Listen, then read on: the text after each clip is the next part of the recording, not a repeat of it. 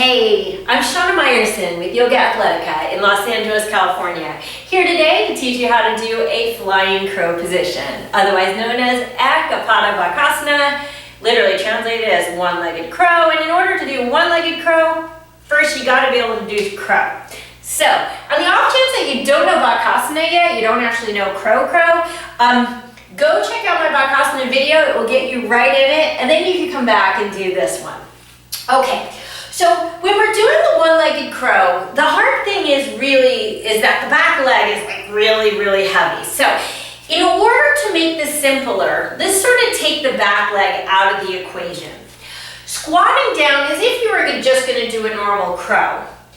Set it up on your right leg. On this one, we'll say right leg, as if you were going to do a crow. Now remember, this is shin on triceps, not hamstrings on triceps or back of the knee. So you want to be nice and high here. You got your shin on your tris. Now instead of setting up the second leg in a full Bakasana, let's leave it right here in the middle. So as if you're coming into your crow, take your right leg and bend it. Okay, so you can see I'm sort of in like a half crow with my right arm, my right leg already. Bend your elbows so you're nice and low, making sure your gaze is forward, and just see if you can lift your left foot as if to touch your butt, like this. You see what a small movement it is?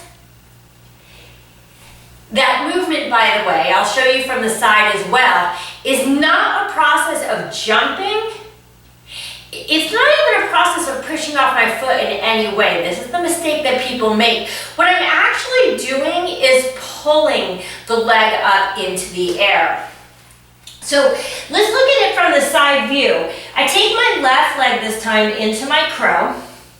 My right leg is just going to go right there in between my arms. So it's just sort of bleh. I bend my left leg as if coming in a crow. My gaze needs to be way forward always. But watch how the only thing that's really going to happen is I'm just going to bend my knee to take my foot off the floor. I'm not jumping or hopping in any way. I'm just bending my knee and sort of straightening a little bit to take the foot up and down. You see how I could just tap my toe. If I'm just tapping my toe, you know I'm not pushing off my toe. Okay? This is super important. Remember that whenever we're trying to find balance in yoga, we need to move from balance. That'd be like I have my foot right on the floor. Through balance, that's the process of lifting up, and into balance. That's the actual posture we're going for. The problem I see with so many people is they get so eager to do stuff that they take their leg in and then they're just like, right? And it's like, that's not going to get you off the floor. That's just jumping in the air, calling it flying, and hoping for the best. Instead, think about massive core engagement. This is the main thing. That's why I love this pose. Bakasana is the single most core intensive arm balance out there. And if you need help with this process of just getting that leg lifting without pushing, best one to try.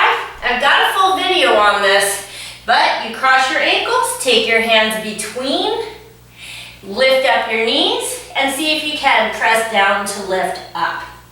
Okay? So learning how to pull the knees into the chest is super key to learning how to engage your core for stability in these poses.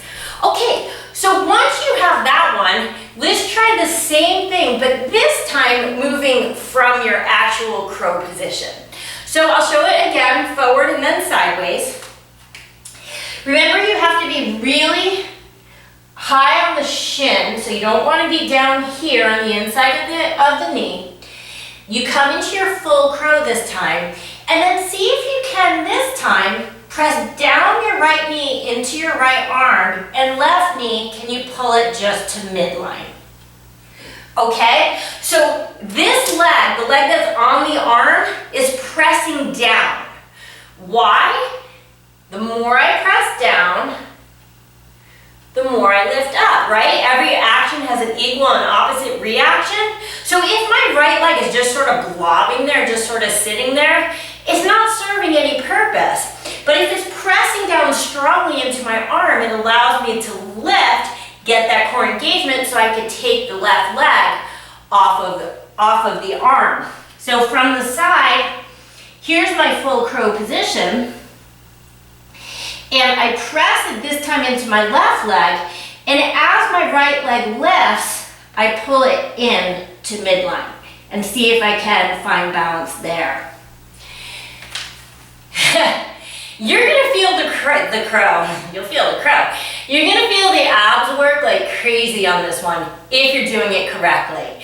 And guess what? If you need help with your abs, I have a whole playlist of ab workouts and ab challenges that will keep your abs happy and strong all day long. Okay, so once I have this movement, which is using the core to lift and using my other leg for leverage to lift my leg up and center it, now the hard part. The leg needs to go back in the air. Now, why is this so difficult? Well, because my leg is pretty heavy, and guess what? So is yours too. I don't care how skinny you are, everybody has a very heavy leg compared to the rest of their body. And so, if I've got something really heavy going behind me, what do I need to do to compensate? I need to move my chest way forward in front of me, right? So as I come in, and I don't want to round my spine, I sort of extend my chest forward. I come into my pose, just my crow to start, pressing down into my right arm. You could bring your left leg center, and then notice how my chest goes forward as my leg goes back in space. Okay? Here's the thing with the leg that's in the air. The higher the leg is, the closer your center of gravity will be towards your arms, towards your strength point. The more your leg goes straight out, the more weight is on that side of your body. It's going to make it harder and harder to hold on to. Does that make sense? If my leg is like this, I have to hold all this weight of distance with whatever I can create in my front body. But if my leg is like this, then that's a much shorter distance from hand to shoulder than it is from hand to shoulder here. Does that make sense? Probably not, because I'm actually talking about a leg. But just take my word for it, the higher the leg is, the closer it is to sort of that fulcrum of balance, and the easier it's going to be to balance. Also, the higher your leg is, the more leverage you get from that bottom leg. As I press down strongly into my bottom leg, I take my right leg, pull it back,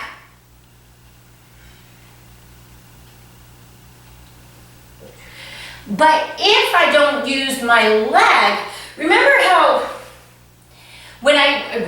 how from 1 second ago, when I take this shot, watch how my leg that's on the arm is going to be not so very bent, okay? Because why? Because I'm pressing really, really strongly into that leg. Now, what happens if I squish that leg? Because you can actually take this really low as well. Then I'm not using it to my advantage. Now I'm just plopping down. So you can certainly take it low. So you squish down really low and pull back. But then I have a foot that's way further away from me, and B, no pressing down to getting up. Both of those things, not helping me at all. Now let's talk about the most common mistake, because there's a very common mistake that people make in this pose. What people do most often is, and you don't have to stop in the middle, by the way. You could just go straight back if you prefer, but going in the middle really helps to give you sort of a bit of stability. But here's what you'll see a lot of times, or maybe do. You come in and then slide down to come in. Now, why isn't this okay? Because because this isn't crow. This is actually Kundanyasana. Now, I snuck that in there a little bit, right? Because what did I say in the beginning about the leg positioning in crow? It has to be shin on triceps, right? In Kundanyasana, it's no longer shin on triceps. It's going to be sort of the inner thigh.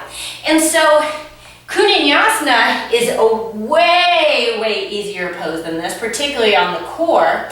And so people tend to sink down, probably not on purpose, but who knows, maybe they're just cheaters, in order to make the pose easier. So again, how do you know if you're in flying crow? Leg positioning. If I'm here and I squish down to get in, this may not look like Kundanyasana, but if my leg can straighten out, it is. It's the wrong pose. When you're working on Ekapada Bakasana, you cannot straighten your leg out. Your leg will just be stuck in space, no matter how high, no matter how low you are. It's shin on triceps. You notice how it didn't move at all. Got it? Play with it. Again, this is not only a great arm balance, but it's a phenomenal core strengthener. When you learn to use your core more efficiently, this pose will become a lot easier for you. This is Shana Meyerson with YOGAthletica in Los Angeles, California. Have an awesome day.